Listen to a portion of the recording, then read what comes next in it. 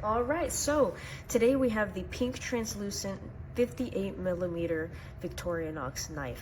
Now it does come with the tweezers and the toothpick right here, and then it comes with 3 basic tools,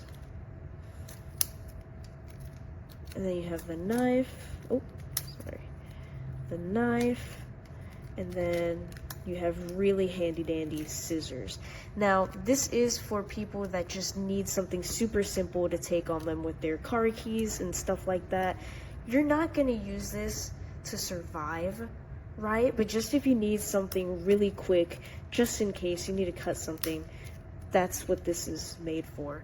It was around $20 to $30. Do I think it's worth it?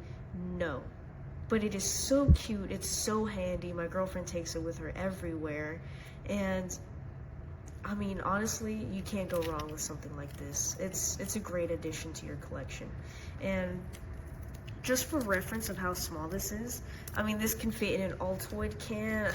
I mean, it's got infinite uses because of the size itself. But this is my 91mm deluxe Tinker right next to it. And I mean, it's just, the size difference is insane. This is awesome if you need something for your pocket.